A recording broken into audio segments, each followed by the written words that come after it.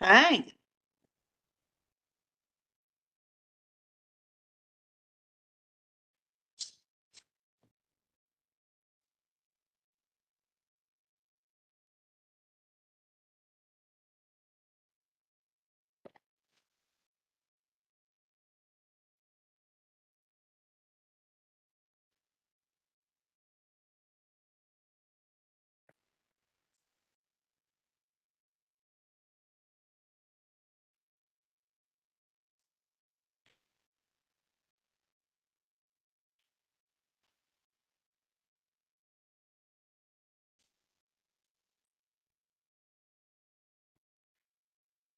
Miranda, will this be your last occasion No, hosting I this think meeting? no, I think I'll be at your May one, but I may not stay the whole time because it's also my mom's like farewell gig for her band. So I'm gonna have to skedaddle, but I'll get you started. Is your mom moving with you? No, but my mom's band is breaking up. Because you're moving? No, because the guitar player wants to go do other things. No. So they have What's your mom's band? the Gale, the Celtic Oh, really? band. Yeah, She plays hammer dulcimer. she does. She's very It's good. like, there's like what, like less than 20 people in the world? Yeah, like it's this trapezoidal. My high serious school small music time. teacher knew how to play it. Oh. So that's how I know even anything about it. He had two hanging up on the wall in our classroom growing up. Wow. Yeah, so he knew how to play it, but barely. He wasn't like an official player or anything. My mom's real deal. She was the Dulcimer champion of Colorado for a while there. I thought I played a And they made them at some point, or they made something. Bonnie made them. Bonnie made. Yeah. Okay. Bonnie made the one my mom has. Very nice.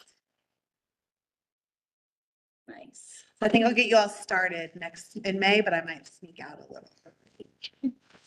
You said it's the trapezoidal instrument? Mm-hmm. A family member of ours had one of those growing up. Like I have memories. Is of it playing played horizontally or vertically? Well, you like put on a stand, so it's played like Yeah. this. Oh, really? Okay. Yeah. In front of you. Yeah, it's like that. The little picture. Harpsichord without the top. Yeah. Yeah. Yeah. A little bit. You do have quorum. Okay. You want to even start on time? Let's get it started then. We only have 4, but you can still start on time. Who's with us on? Rab's online. Okay. I mean, the first thing was just updates, right? Does anybody have any updates on anything that's going on? I just have an update. Leah will be back next week. Good. We're gonna get her all set up on Tuesday, and then she is back. Our first day officially back will be Monday or Wednesday. I'm sorry, May 1st.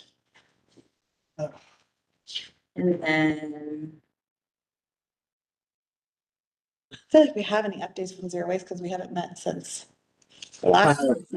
Was there any? Which is since the last, Yes, since the last this meeting. which is really they want to Or know. a bunch of emails, but I don't know if we held any meeting. For what? There was some concern about herbicide use in Boulder open space, Boulder County open space. So that one, and Alan was really keeping track of that, but I'm sort of privy to what the information was. Apparently, to the extent they were considering it, they were not considering it up here, so it didn't affect us. And I just read in the Daily Camera a couple days ago that they are putting on hold any decision about it to take into consideration all of the public opposition that they got, the county commissioners. Yeah, I mean, aerial herbicide use should definitely be a 20th century thing. Well, I think the aerial was gonna be drones, so it was just gonna, with the way they described Even it, so. very difficult to reach areas where it was be either difficult or dangerous for people to try to get up there with little spray packs. And that they wanted to do it solely for like invasive species. But I hear what you're saying, but to me, it's the amount of pesticides being applied, not necessarily the methodology. And the particular habitat and the species affected, because some species are more affected by herbicides than others. Absolutely.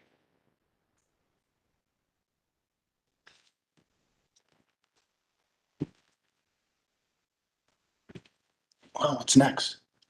Do we have sustainability advisory board members that are not currently on a subcommittee of sorts that maybe have a specific desire for something they want to go after that's aligning with those goals that we have, or that wants to be on a different subcommittee?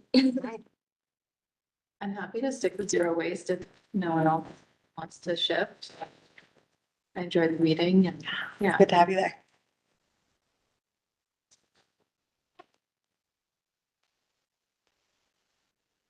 Well, if anyone's not here, then we should assign them to the worst, crappiest committee that we've got. It's always. Well, our new BOT liaison is not here because it's his birthday today.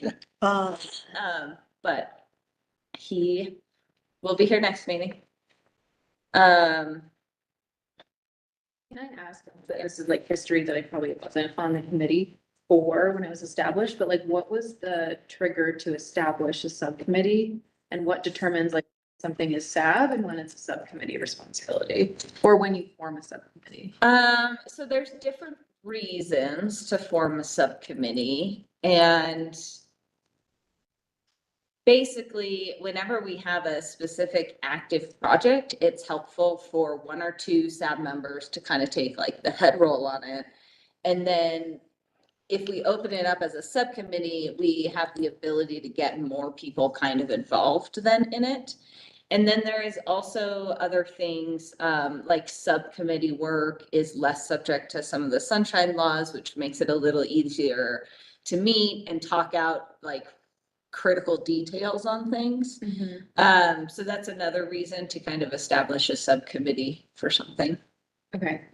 I'm wondering if out of the comprehensive plan, if in the future there will be a need for like a different subcommittee. For instance, like we talked about just like general, I think Alan, you brought up like general town sustainability with either the checklist or something else on the natural resources call today. And just thinking that, I don't know if that's something that a subcommittee would be needed for. To kind of help like a working group for the comprehensive plan goals, for instance. That's probably a good idea. You know, it seems to me that the legislature in Denver, when they set something up, they always generally put a sunset in it. Yeah. And that is a trigger to reassess whether or not it's still a good idea. And it might make sense for us to do that with our subcommittees, to say, you know what, we're creating this subcommittee for say like 3 years. And at the end of 3 years, we say, do we really need that subcommittee anymore? Can we be spending our time and resources on something else? And because, you know, there's an inertia, okay, we've had, for just lack of a better word, the zero waste subcommittee. I'm not saying anything in particular about that. And well, why are we having the zero waste subcommittee this year? Because we had it last year, right? And it just builds. Because there's people that are there that are, It's just a momentum of its own. Yeah. And I don't know, I'm just putting it out there that may be something we want to consider in the future. Yeah, that makes sense.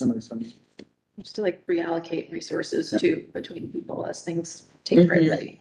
I agree. Is there any way that we can just get a summary list of all the subcommittees we have? I mean, I think I know what they are, but. I think it's just two, zero waste and Rob, what is yours called officially? Officially, energy subcommittee meeting, yeah. And zero waste. And then I guess technically rights of Or nature renewable energy. subcommittee. Okay, so we have three. And then, and when Leah gets back and we figure out what we're doing with our solar campaign, that's also, you know, the community solar garden, whatever it ends up being. That's another one that's just kind of on hiatus because we really have nothing to push out with that right now. So yeah. Since we don't have any new subcommittees and they all seem to be. Yeah, there was an item that came up today during the about the checklist during the meeting earlier today. And there was some conversation in the past about removing natural gas as a energy source that was kind of not neither favorable nor unfavorable within the checklist, and putting that as second fiddle to heat pumps, because you do need electricity to run a natural gas fired boiler or any other heating system anyway. So I wanted to put that out there as a possible update to the checklist.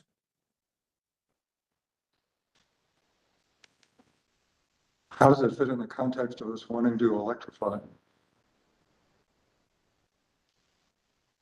I'm sorry, I missed that. How does that fit with our efforts to electrify and eliminate natural gas? Right, yeah. So what I'm saying is that that natural gas right now is neither good nor bad, and should be a little bit further down on the scale. And we had, I think Sav had previously talked and considered moving it down to update the checklist for Yeah, so that. on the scorecard, it says, A, fossil fuels, how well does the project discourage extractive energy resources such as fossil fuels, petroleum, coal, or fracking?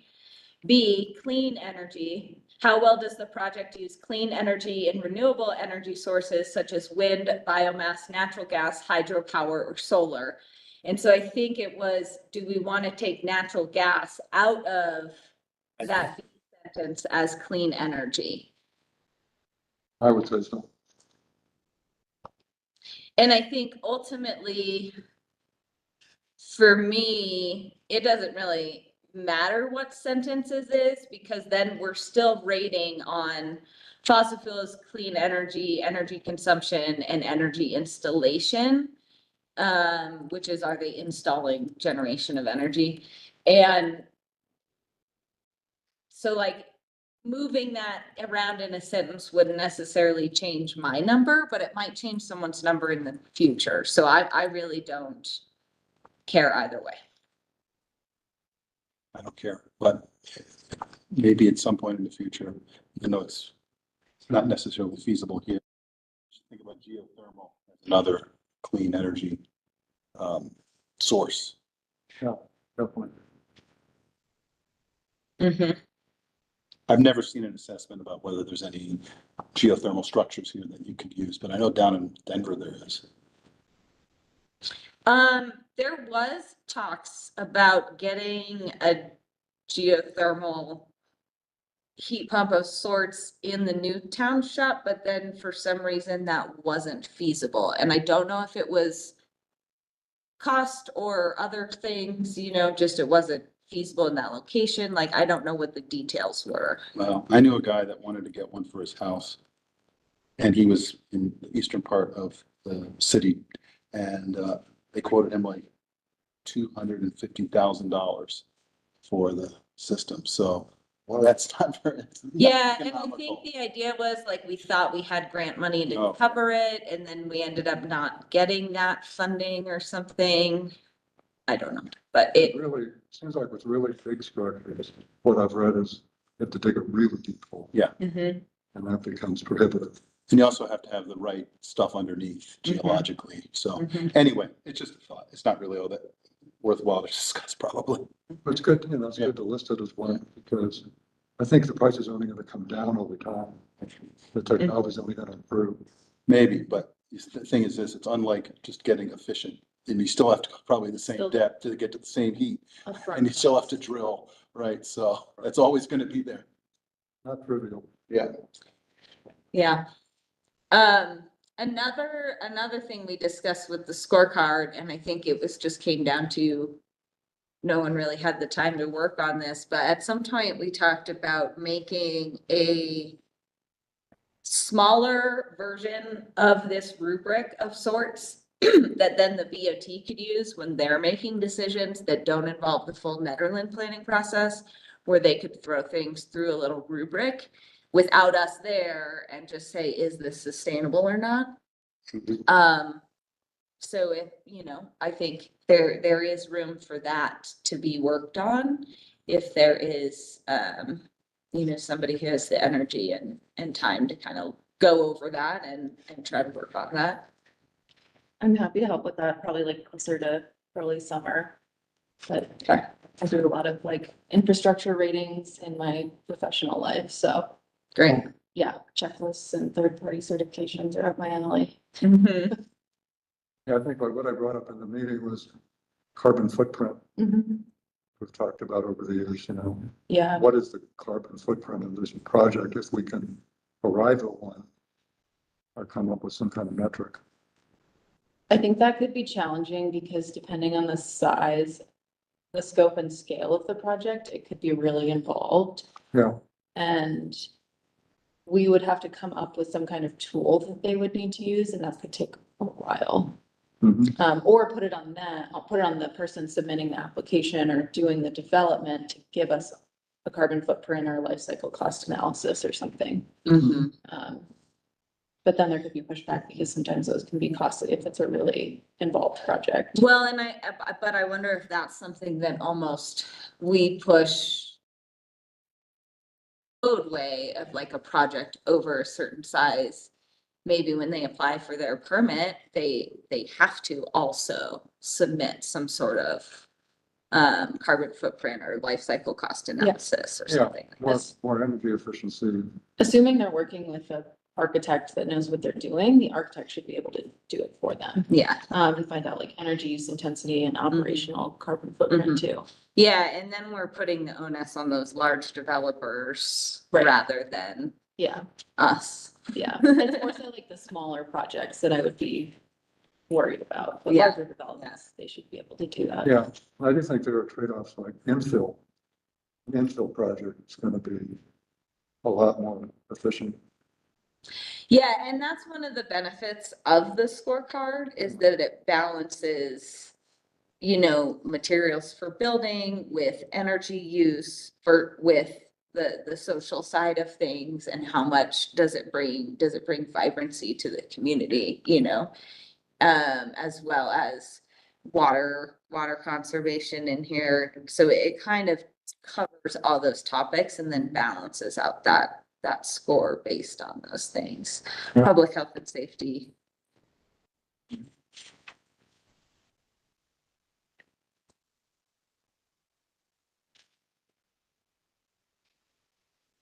Is there someone I should reach out to start that process? Probably wouldn't be till like June.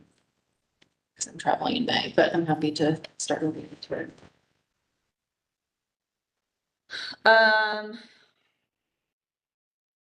Is anyone else interested in working on that? Or I could connect with Leah when she's back too. Yeah, and I'm happy to be in that conversation as well.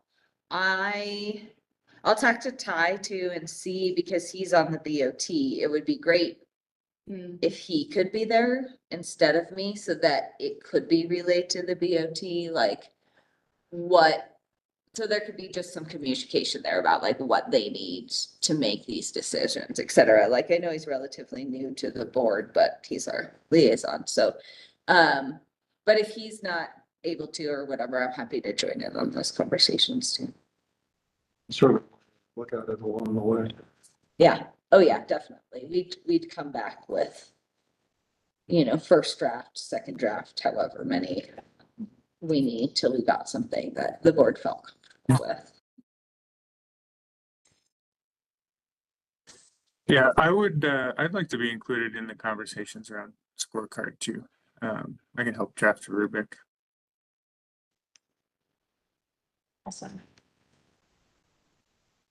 Sorry if my audio is not great. I might turn off my video if that's allowed. My internet is not very happy. My internet does the same thing at home. I totally get it. Okay, any other thoughts on subcommittees or updates coming to mind? This- Go ahead. I was gonna say, Miranda, I can't remember the specifics of the in-vessel compost, but I know we talked about that last Yep. zero waste meeting. I didn't take notes on that. I have it. So the LED sign is in Nederland, waiting to be installed. Takes a little while to get through their, I guess, workflow of how things get installed, but set to be installed. Leah will serve as the point of contact in terms of messaging, and they were gonna look into whether Leah could have the capability to change the message, or would she just push it? Would she be the one? Well, they wanted one point of contact, so it wasn't like every SAB member could, or every zero waste person could email a message. It really needed one person to go through, so Leah will be that person. For the in-vessel composter, they have the permits. The delay, there's been delays though with the subcontractors doing the compost pad. So that unfortunately is still just in delay world. But we're getting. But we're getting it and there's the permits. So movement, but still slow as molasses, but movement. But that's a big win. I mean, we've been trying to get a composter up there at the transfer station for. I mean, that's why Net Compost was started, is because we couldn't. Right. So for a long time. So getting actual composter up there is a great thing. Cool. So the only action item or thing we have to really talk about tonight is the plastic ban ordinance. Yep. So, ordinance is in your packet. I think we'd love to bring this before the board on the 7th, and so ultimately need your feedback. Where do you want changes? Of course, you see a couple questions from Attorney Mads, and I actually think we're really between her and another attorney, but maybe we could just kind of walk through some of them. But any kind of initial feedback that you have on this? Do you feel like we ended up going back and re-listening to the last discussion about it and incorporated that? So do you feel like we've captured everything? Some of her questions on the side are just more kind of documentation errors we need to clarify. But I think that's the question, is like, ultimately, do you feel like this ordinance captures what you were aiming for? I really like how this ordinance has a set aside for the fees to be allocated towards education, remediation, those types of things. I'm really in favor of that structure. And I think that bag bans and other places miss that. So I'm glad that that's there. I also wanted to bring up the topic of compostable paper bags and how that might be a different type of negative impact. You don't have the enduring plastic impact that you see on the landscape, but at the same time, the carbon footprint of a compostable bag, if it's composted after, is like 70% higher than a plastic bag. So just want to make sure we're making the right trade-offs and considering other alternatives when and then also, I guess, if we have jurisdiction over the use of paper bags. I know we have the use of jurisdiction over polystyrene. Those are the topics that I wanted to discuss. I'm not aware of if you have jurisdictional authority over paper bags. Happy to ask, but of course, that would likely just delay implementation. So if that's important to you, I think you would be foregoing a July 1 effective. Yeah, I think that is part of the issue, Rab, because like the reason we couldn't do a plastic bag ban before this, and we instituted the fee instead, was because there is a section of code that of state statute that prevents any town from prohibiting any certain material. And so it was only the Colorado ban on plastic and polystyrene that allowed us to then be able to do this. I believe that to be true as well, but not certain. I suspected that. Okay, great.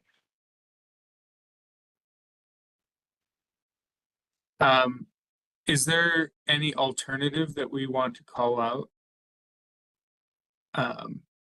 as opposed to paper to replace this like one single time use plastic? And Right, to try to just uh, give suggestion to avoid everybody just stocking paper instead. But I understand that it's going to be a challenge with takeout, the very nature of takeout.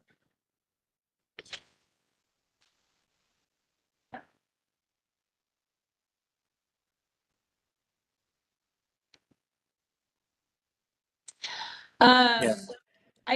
I don't really have anything to say other than, we're doing the 10-cent fee because we can't say none of them either. And so that was kind of, I felt, what we were doing. I don't know of any other materials or anything that is of a comparable price that would replace them.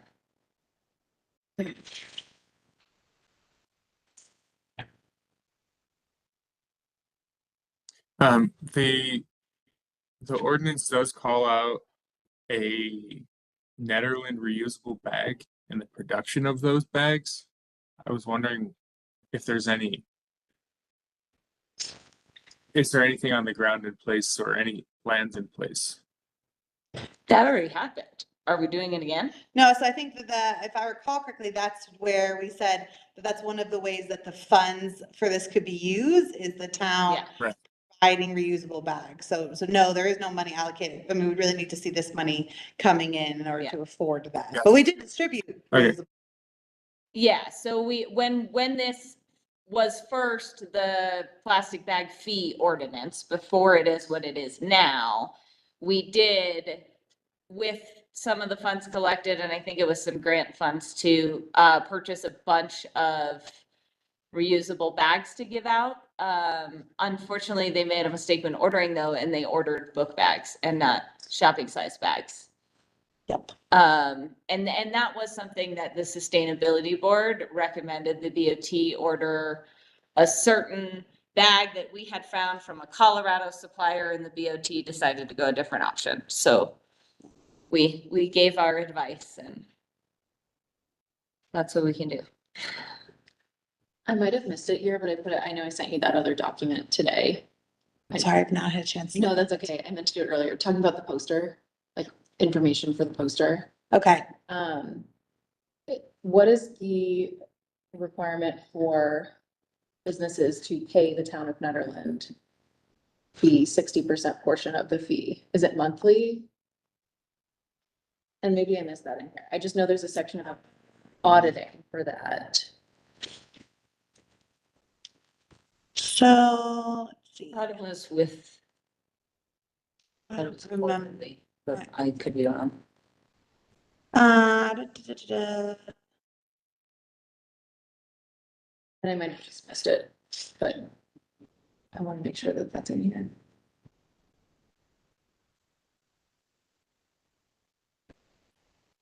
Yeah, it's section 715452.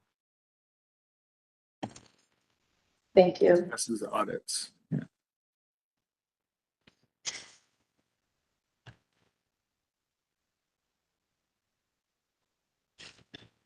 I have something that occurred to me as I was reading this. Wait, Rob, where are you? I'm sorry. I want to make sure, really quick, I just want to make sure that where are you seeing the frequency? Of the packet, it was page 12 of 23 in section 15. Section 7-154.52 that discusses audits.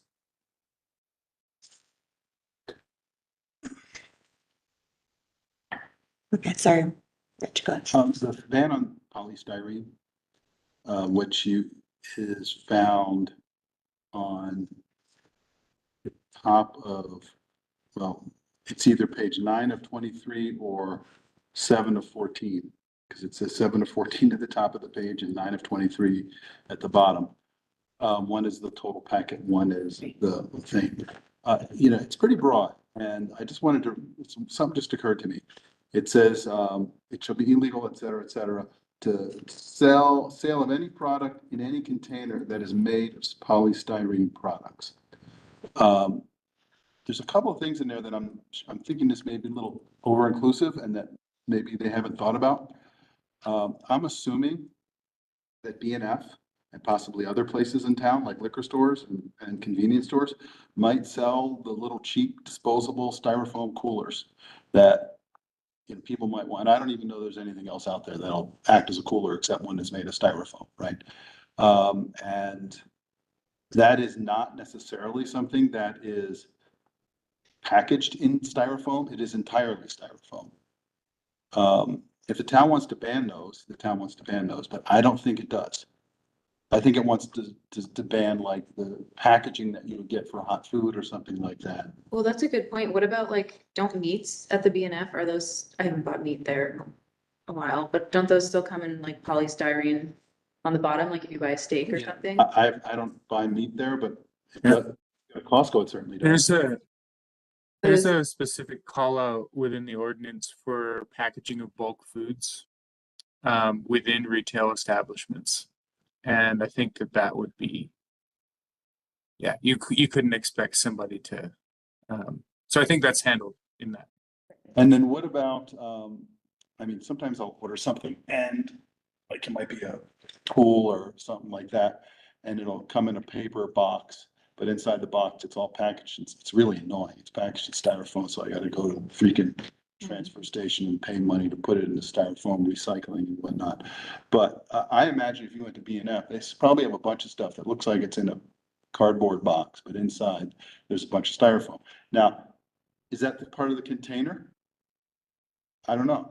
I mean, I think you, you know this, like, I don't think every ordinance can catch every little what if. And so are you feeling like you So want that? I think that, well, I just think that the, a lot of it is based on the Colorado ban, though, Yeah, right? sure. Especially as far as polystyrene, like Right. you guys didn't go in and change anything from what the Colorado statute says. No. So I'm not sure that's even anything we could.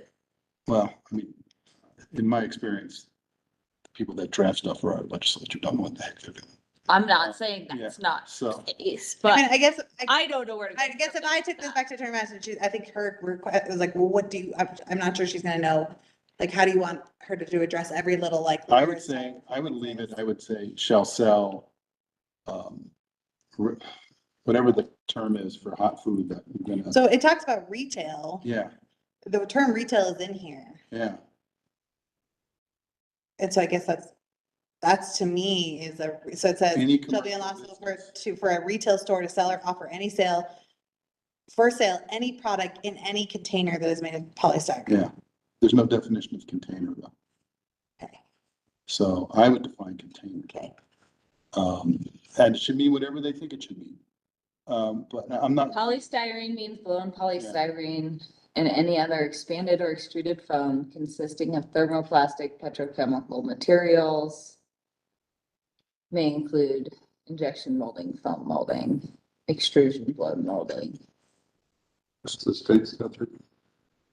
That's I the think definition of styrene in this ordinance. so, But maybe it's, I don't know if it's about polystyrene, but about like what comes in polystyrene that's banned, right? what type of, what they mean really by container? Does, I mean, there's, you know, essentially, if it meant any part of the packaging for an item other than bulk food, that's the container. I could see someone saying, yeah, if you go buy a fire extinguisher at Ace, and that's like the last thing I bought that had one of these things in it, at Ace Hardware, and it comes packaged, part of the container is styrofoam to, you know, prevent it from being jostled around and shipping or whatever.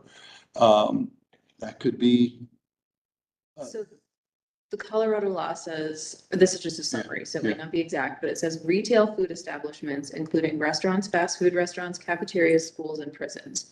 And then those are included. And then exemptions has a line that says establishments serving only prepackaged or commercially prepared food requiring no preparation. So that would, to me, mean like a grocery store sure, doesn't apply to. So it's really just takeout. but that's not what this says. What this says is It's- any retail establishment. So this is what it says here. It shall be unlawful for any retail store, not food establishment, any retail store to sell or offer for sale any product in any container that is made of polystyrene products, et cetera, et cetera. And then if you look up the definition of retail, there's a retail store on the previous page. It means any public commercial business engaged in sale of personal consumer goods, household items, or groceries to consumers who use or consume such items. Does not include temporary vendors, farmers markets, etc. Does not include temporary vendors like food trucks. That's a huge. It is, and that's why we wanted to go with a stricter code, because we did want to, basically, all of our restaurants would be exempt under this because they're all single owned, they're not big. And so there was certain things that we did want to crack down on that. So now I understand what's happening is we broadened it from retail food store to retail store, but really we probably need to come up with a different definition that encompasses what we're actually trying to. I think that's where a little bit of the confusion that Jennifer's seeing is we created this food establishment definition. Because your food trucks are considered food establishments. So they are included. So I think we just need to be a little bit cleaner here in that you've got a retail store like Denim and Lace or Wings of Lace, whatever it's called. And then you've got a food truck, right? So we broke out food establishments as a separate thing, but Jennifer has found that a little bit confusing. And so that's something I need to clarify with her. But Leah and I purposely broke out food establishments to make it clear that anybody who sells food in any capacity has to adhere to this. So if the intent is, which I think it is to ban the use of these styrofoam products in the sale, for the sale of food. And the reason you do that obviously is to keep it hot if you're at food. Yeah, the Colorado state statute specifically says polystyrene food container. Yeah. So we broke out food establishments. But it's really broad Sure. and, And it's fine for the single-use plastic, it's the polystyrene that's. right, because that's a bag and it's just a bag, Mhm. right? This though is, it encompasses all kinds of stuff. And, if Ace couldn't sell something anymore, and I know that's not the intent, but if Ace couldn't sell me the fire extinguisher or whatever it is I want to buy, I'll just buy it on Amazon, and Amazon is not gonna follow this even if we tried to make them subject to it, right? They're just gonna sell it. Yeah, we need to make sure when we're talking about the polystyrene that we follow the state statute and we're talking about food-related polystyrene. Okay. In the way that this ordinance talks about it. Okay. Yeah, I mean, a big organization like ACE, they're part of a chain, a national chain. Right. So we're not gonna be enforcing. it. Well, No, Well, I we think- think we would even be going against our rights as Yeah. a town in doing so. so you could, they are a national chain, but it doesn't matter. I mean, the town can regulate national chains. But the other question is, I mean, they're independently owned, right? It's like a franchise. But the thing is, I just don't think the Colorado state statute is giving us the ability to regulate non-food polystyrene. to the extent that that's true, then we need to align it with the Colorado statute. Yeah. To the extent that the town can do it and makes a decision, I think it should be limited just to food packaging. So there's a specific call out within the statute that it can be more strict, and that would be where we would observe whether or not we have jurisdiction over non-food based polystyrene. Piece of low hanging fruit though, I just wanted to pull out page 9 of 23 at the very bottom, just a typo. A store may retain 40-50%. So it seems like there was some indecision at some time or. I think it's only 40%. Right? Okay, yeah. So In the copy I'm looking at, it just shows both. So I don't know if that was corrected later. I think what happened was our original ordinance was 40-60%. The Colorado state statute is 50-50. We kept our 40-60 split. So yeah, just a type. I also think that the board of trustees should just consider it. I don't know what their answer is, but should consider whether they want to ban styrofoam coolers from being sold. And I know that if we limit it to food, that's all well and good. However, let's say somebody goes and buys a bunch of meat at B&F and they put it in the cooler and they walk out, is that packaging? I don't know. So at any rate, if they want to ban those things, fine. But you know, a lot of tourists up here that are going to be leaving our state, are going to be taking an airplane, don't want to buy a big expensive cooler. They might just want something to keep their beer or whatever cold or their ice frozen. I wouldn't want to say that they shouldn't be able to get what you can buy at any other place in America. We're not going to be making any difference in anything to keep people from buying coolers. Yeah. I would think Ace would be a likely place to sell something like that. Yeah, Ace or BNF. Yeah. They definitely have them at BNF. Yeah. I've got them there before.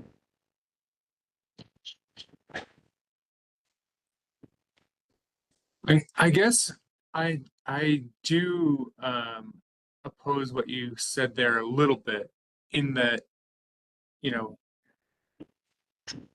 there's an intention to be a little bit progressive with a bag ban in general, with polystyrene bans in general, and the comment of where you can things you can get any other place in America, I think is not really applicable here because we're trying to do something a little bit more progressive. And my experience with those expanded polystyrene coolers is that they are essentially single use, or maybe you can use them a couple times, and then if a tourist leaves, it goes in a landfill. And I think the intent here is to keep polystyrene out of a landfill. So given that, I wouldn't be opposed to expanding it to polystyrene. I think it reads well here and it's a good step as it is, but I wouldn't be opposed to having it include items like polystyrene coolers. Well, I agree with everything you said. And mostly, so not everything, most of what you said. I don't know of any other place in our state even that would ban the sale of one of these coolers. And I agree, they're essentially single use. I mean, I could see someone camping, right, buying one for the week, something like that. They don't want to spend $70, $80 on a nicer cooler, so they buy this thing for whatever it costs, $8, $9, $10, and it works. And I don't know what kind of volume is how many of these are going to get sold. I imagine a few in the summer. I think that we would sort of just be signaling that we don't like these things, but you know, they could easily just drive down to Boulder to buy one, or they could end up spending $70, $80, whatever it is, for a nice fancy plastic one, which is also going to go into the landfill probably at the end of their trip because they're not going to want to take it on an airplane or whatever. If you know, so I don't know that the impact of a styrofoam cooler in a landfill is any better or worse than the impact of a plastic one. They're essentially really the same thing, made from sort of the same materials, right? So I'm not really expressing opinion on whether or not the town board should want to do that, but I just think that they should consider whether they want to do that or whether they want to exclude it. Yeah, and I think that's a good point. And I think that to the extent that you could argue that, you know, a plastic extruded foam cooler is in the same vein, very similar in its productization to a hard plastic cooler that's reusable. You could say the same thing about a plastic bag versus a reusable plastic bag, and then how many times do you have to reuse that bag in order? I think we've all seen the statistics that kind of bleak on that for reusable plastic bags. How many times you have to reuse them in order to equal a single use plastic bag. Yeah, I don't think I need to discuss this anymore, but I guess I I think feel like it's a little bit of a slope. It's a little slippery, and we just want to make sure that we're intentionally staying on one side or the other of it. I feel like I do, my assumption is this, you all want this to come back to you, so I think I need better guidance on the kind of topic that Rich is talking about. Are you keeping just to food containers as the state statute talks about, or are you? Melanie's just showed me the state definition of container state statute, which reads, Container means any receptacle upon which or inside which food may be placed for consumption, whether or not the receptacle can be fully closed. Container includes hinged food containers, plates, bowls, cups, and trays. I like that definition. I think that is what the town meant when they said they wanted to ban polystyrene, containers. And I think that that's tracking the state statute makes a lot of sense. Okay. I agree. Seems like the larger conversation for like a full polystyrene ban or like expanding it could be an amendment to this Mm-hmm. in the effort of just trying to get this out on time. Yeah. Agreed, I wouldn't want to delay this. Mhm. Yeah, I think the nuance. town's like, when is it okay and when is it not okay? Like the polystyrene that comes inside of a cardboard box of a Milwaukee driver at Ace that like, it's gonna be hard for us to affect change of Milwaukee and all the drills that they send out, right? And so where does that line, where's a good way to draw a definition where we can separate out those things from the things we actually can control is gonna be a more challenging conversation, I imagine. Well, control and also enforce. Yeah.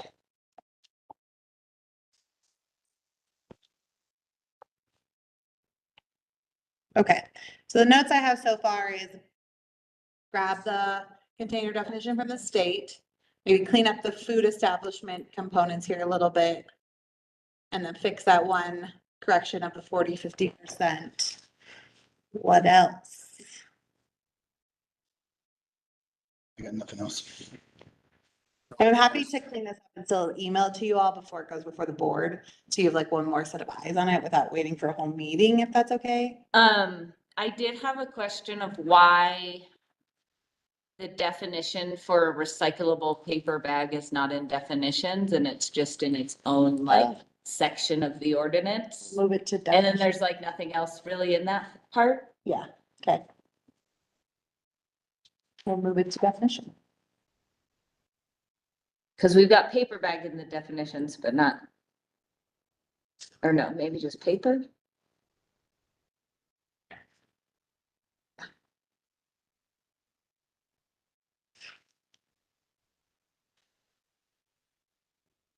Yeah, just paper. Okay, we can make that move.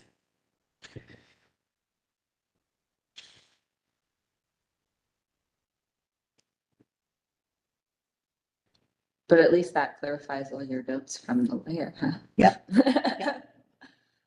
there a plan for rolling this out to? Yes, I think Zero Waste wants to help with the information dissemination and Maddie was kind of working on some things and Peter's ready to design some flyers and then Zero Waste was gonna go like hit the pavement and go make sure businesses knew this was coming forward. I think that's what we would like for it to get approved in May. So we have all of June to say, this is coming July 1st, like, be ready. The only downfall is that we were not, I applied for grant funding to try to be able to buy or give grants to businesses for these containers, recyclable or compostable. Unfortunately, we were not awarded. That funding is hard to come by apparently. So we were not awarded that. So we really just need to get businesses ready, but there is that, we need to adjust some of these times. Of course, there is a compliance where it doesn't say July 1, you have to stop. If you already bought it, you can continue to use it until it's gone. Sure, the amount there would save. That's what I had sent you today. It was just a summary of like high level, like what needs to be on the, because there should be a poster, not a poster, but like a handout for the businesses that's internal to them, but then they also have to post a sign. Yep. And if we just have like a town of Denton sign for customers that says you'll be charged 10 cents, like, did you? Yeah, and just give it to every business so Yeah, that, and like, Yep. indicate it. Cool. Uh, Thank you. I see this. Yeah, thanks. Yeah, and then just like super high level for businesses. About the fee and everything. Yeah. yeah, that's all I got. Yeah, I think what I can try to do is get an updated ordinance out to you by like Tuesday. Would ask that you let us know by Friday, because it don't go in the packet on Friday. Okay. So if that's okay, just super fast turnaround, but get it updated a little bit more. Yes. And then it goes to the discussion item before the board on 5.7 with the anticipated vote on 5.21 to allow for the 5-week education space. And again, Zero Waste was happy to hit the pavement and take it on. Love that timeline. Yep. The next, what, does that mean it would go before it wouldn't go to vote before the next zero waste meeting? Correct. Okay.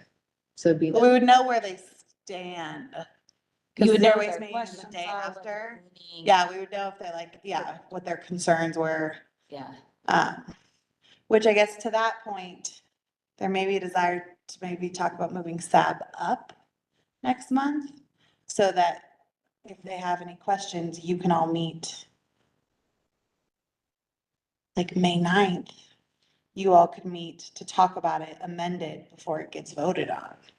Because your SAB meeting is after the vote meeting, just Yeah. food for thought. If you want to consider an upping of May's meeting. I mean, if everyone's fine with waiting until that BOT meeting, and then if we feel like I'm on all the BOT meetings, so I can gauge like, oh good yeah, idea. we really need a big discussion about this. Make it like a last minute quick call. Yeah, I cannot be here May 9th, but you guys can I cannot, go on without me. yeah, I'll be gone for the next 2.5 weeks, or. But we just have to meet between the 7th and the 21st, right? It doesn't have to be in that yet, so. I could, We can find another time where at least If- 4 of us. To will be your available. point, if the feedback is such that it would really drive a need for SAB to meet, but I'm hoping that it's not. I don't know what the BOT is gonna, like, unless they just hated it all together, like, I don't really know what they're gonna. I mean, the big thing they could say is, no, we don't want to go stricter. We Sure. don't want to Fair. require these other businesses to do it. We just want to require what Meadows requires. Okay. I think at least I only foresee that as though Yeah. they'll push back. And I don't even know that we'll get that. We'll see. Okay, well, cool, then I'll get this back out to you on Tuesday, just look at it by Friday morning, that's great. I probably won't be able to review it, but I said everyone else will have eyes on it. If you don't, we're rolling. Yeah. You can always amend it later. Your chance to have a say. I'm not checking my email. Yeah. Good. All right, and so then we are going to, I'm looking for a motion to approve meeting minutes unless anybody has any edits or changes they feel like need to be made to minutes. We'll go with February 1st. I move we approve the minutes. Second, And we will call a vote. I'll start with Rab online. Yes. And Maddie. Yes. Yes. Myself, yes. Alan, yes. Okay. And Oh, yeah, was that both of them or just? Oh. I think that was Okay. just February, because I said, let's go with February, and then I move we approve the other minutes. a motion was made. Second. Beautiful. All right, let's go backwards. Alan, yes. myself, yes. Rich. Yes. Maddie. Yes. Brad. Yes. All right, minutes are approved. Are there any other items? Two things, but you want to go? So, I want to. did all of us go to this meeting today? I was there. I think we were all I there. was there under an assumed name. Were you there? I was y'all. He was there for at least the last. Oh, part. okay. Y'all were minimized on my screen, so I don't know who was there. So, yeah, I just picked a name that I didn't want them to call on me or even ask them to introduce myself. Hilarious. You were on before anybody else, and I'm like, who the heck is? So I picked the name Grebthar the Destroyer, which Oh, I didn't even know. is a character in a book I read Somebody once. play D&D on my. Yeah. You're like, how does person get this invite? Yeah, so, Picked up and an invite. but there were a few Looked things out the window. mentioned at this meeting, I think that we should discuss. Yeah. One of which was, to me, maybe the most important thing that was mentioned was this elk corridor that was talked about. And to me, that's a pretty big deal. I wasn't really aware, and even with the discussion, I'm not really entirely sure where it is.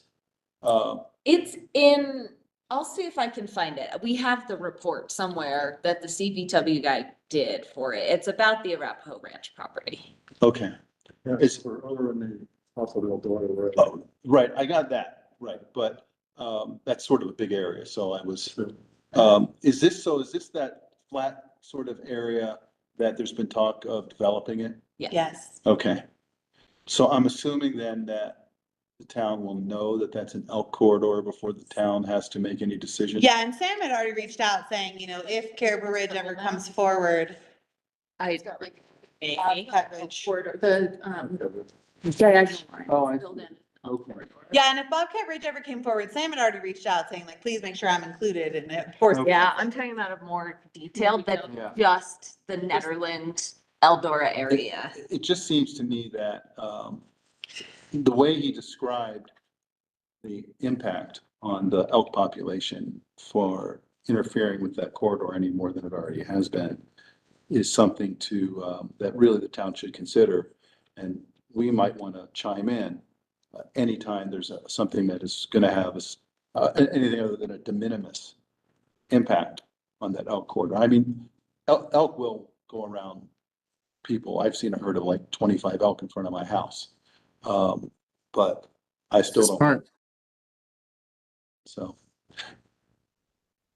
The other issue was this idea of, and I'm not really sure what the legal basis or how it would be set up. There was this talk of this riparian overlay. She called it a district. I don't think she meant to set up a special district, but I think maybe an area within the town. The idea, I guess, would be if you're part of this riparian area and you want to take any action that is going to, well, I don't even know really what the action would be. So she mentioned cutting down trees in this riparian area. There's all kinds of ways you could word it, that there would be some type of assessment or permitting by somebody that would decide whether or not you could do that activity in the riparian area. I mean, this would involve, first of all, figuring out what that riparian area is, mapping it, and then figuring out, I think, what type of activities would be subject to this regulation. And then what type of applications would be done, who would decide it, how much it would cost. It's a lot easier said than done, I think. And I just thought that we should discuss that because it's sort of within our area. My personal thought is, if this was set up, it should just be part of like a building permit process of, and not a separate permit. Yeah. And I do not think the town wants to get involved in permits for cutting down every tree in town. Nope.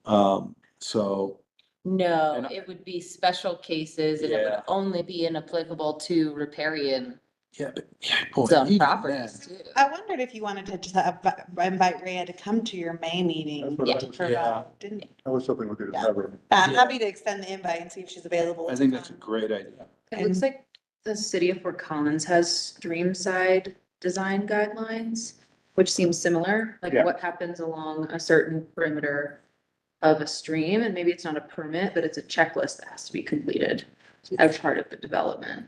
She was talking about specifically cutting down willow trees. That seemed to be the issue she was most interested in. But I think I would really like to hear from her. For sure. Yeah, I think it would, There's also federal law that covers this, right? 100 feet from any wetland, including riparian areas. You're not supposed to remove any trees. So, and that's EPA, right? So yeah, but that's what she I'm was not sure. is that some of the creeks and drainages we have aren't necessarily protected under those same statutes. And so I've always been confused on this as well. So I'd love to have her here to actually go over that. Yeah, so there's a fairly recent US Supreme Court case on the limit of the Clean Water Act. Yeah. And the limit of its protection of wetlands that severely, the interpretation of what is subject to the Clean Water Act as far as development is concerned is much more limited than the EPA and the Army Corps of Engineers had previously thought. And reading that decision a few years ago, I really doubt that anything in Boulder County on this side of Flatirons qualifies. So I don't think that you would have to get a federal permit. And that's really what her point was. I think this idea, like Maddie said, you have a checklist as part of the process, just making people aware of the fact that next to a street, we need to think about. Well, It's probably similar. that's true. But the thing is, that has to be considered is what then happens to that checklist? And so let's say, I mean, I think the checklist would be, let's just say it's 100 feet within the creek or 50 feet or whatever you want to mention. Are you proposing to modify the vegetation within, including trees, within 50, 100 feet of the creek? That's the way I would probably draft it. Right. Yes. All right, explain what you're doing. Okay, then what? Right? Then what happens with that? So, does someone then from the town, what action is taken? How's that done? The devil's in the details on something like that. That's true. I'd be curious to see what Rhea has to say. Yeah. This is the elk migration map from 2018. So that is the Evans parcel, and that's the corridor they're worried about. Could you point me to that since I'm not in the room with you guys? Do you want to email it? I just Googled, what did I Google? Arapahoe Ranch elk migration, Nederland, Colorado. And it's the comments from the Nederland Boulder County IGA planning process, public comments. Oh, it's like the second result that comes up. Yeah. Public comments. Okay, super. That's really interesting. Thank you. I just remember seeing it when it all came up in 2018, so. Sounds like, Sam has really. Mhm.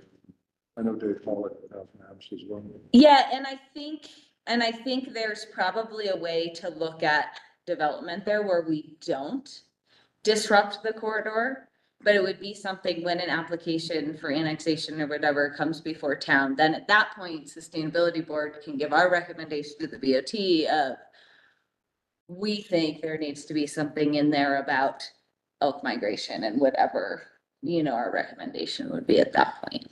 I'm assuming right now it's zoned agricultural or something like that. Is that right, Miranda? Can you know? There's not, sorry, where? That parcel? Oh, I don't know what Boulder It's County county, zoning so- is. Yeah, and I don't think there's agricultural zoning up here. For Really? Boulder County?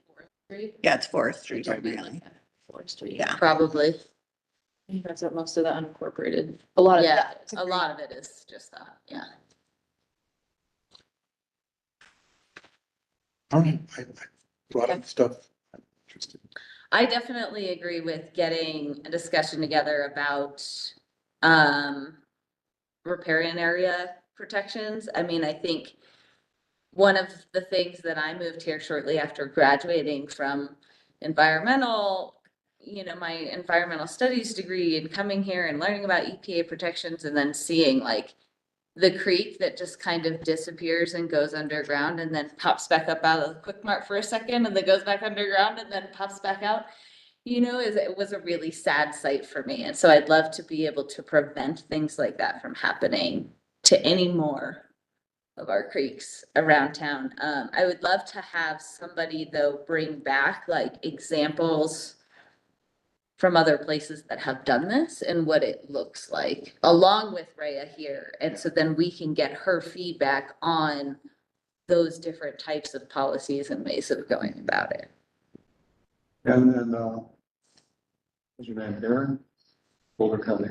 Watershed Collective. Yeah. Good, I heard over the meeting, hear about this beaver introduction, and I think what they're doing, and the rights of nature stuff. Do we know where they're planning on reintroducing or? Oh, I believe, I understood it to be relocation. Relocation, not introduction.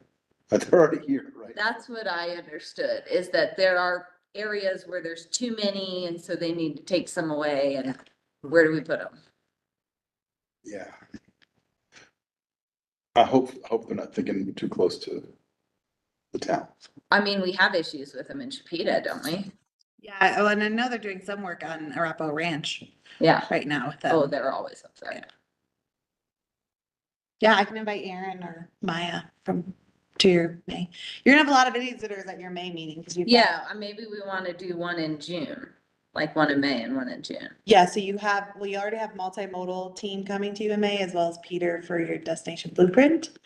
And so I think it's Why just, don't we move it to June for you the, wanna do June for both, For water, yeah. for both, Rhea and yeah. Yeah, I Aaron? think having 3 different guests You'd end up with 4 if you had. Yeah. that's too Okay, much. so 2 guests in May. Yeah. Kind 2 of in June. holding, yeah, okay, awesome, June, okay. I realized on that call today that Aaron is my coworker's spouse. Oh, And I was messaging him, I was like, is your wife's last name Fryer? And he's like, yeah, are you on the Nederland call right now? Yeah. If you guys would ever intersect. I was like, That's "Hey, funny. Yeah. face." I react. Love it. So I have 2 things really quick. You have a vacancy because of Yes. Chris going to the BOT. And I'm gonna teach Macy how to post them. I've historically posted them, so I'm gonna teach Macy how to post them. I asked Patricia, if she wanted to go to a regular board member. Obviously, she's been absent, I have not been able to get a hold of her to figure out was on the call why. today. She was on the call today, and so I don't really know how you always want me to handle that. Like, you obviously have I want to Patricia. I want to get a new board member. Okay, and do you still want me to try to get a hold of Patricia and say, like, you have to participate? She's the alternate? Yeah, but I'm trying to understand if she doesn't realize she should be here no matter what, even though she's the alternate. Macy quorums her every month, but she doesn't respond. So I don't know, but I just am looking for a little guidance on how, so you wanted just to go post it? And not see if Patricia wants a regular position? I mean, Yeah, I say post it, and if And she then- does okay. want to move in that Okay. position, then she can apply with everyone else. You do have bylaws. I can reach out to her individually and see if I get a response. Yeah, Do we want to try that first? that would be helpful. Before trying I think anything she's else? alternate. She should have first shot at being appointed if she wants to. Right, so that happened in ProSab where we actually didn't even go out to post the position. We ended up posting the alternate. And we had the board move the alternate into the regular role. I think that's what we should do. I'm just trying to follow this BOT's lead, and they don't do things that way. Yeah, but I I'm think that we should do it the totally same way the fine with BOT would do it. Well, that's how the BOT did ProSab. So we went to ProSab and we said, the alternate is interested in the regular board members in position. Do you want to move them and then post the alternate? But she was interested, Correct. Well- So- which is different. Should we ask her if she's interested? Well, I did, and then I thought it was interesting. She showed up to the meeting today, but still hasn't responded to my Well, email today. when did you ask her? 2 days ago. We were like emailing. Okay. Nothing. I mean, I think we should give her a week, and if she doesn't respond saying she's interested, then we Yeah. don't go that route. I mean, would you be comfortable going that if she says, yeah? Because I'm part of me, and I'm sorry to have talked about it this way, but part of me wonders if there's just a misunderstanding of what it means to be an alternate. So it's like, I don't know if we were clear that like you should come to every meeting. I think all of us have sort of had the expectation that alternates are sort of next in line for, Right, so I think the hope though is that they're always here so that they're up to speed, so at any point, if they ever had to vote, they were up to speed. right, and if we don't have a quorum, they Right, can, and right, and we have yet to ever have a full board. ever? Well, I don't know if ever, but definitely in the last 6 months, you haven't had Yeah, a full no, board. yeah. And many times couldn't even start on time because of that. It was historically, it has not been so bad the last couple years, but it could get bad. Right. For sure, okay. The other thing slipped my mind, what it was. Do we have any idea who the next town administrator is gonna be? So there's applications are being accepted until next Friday.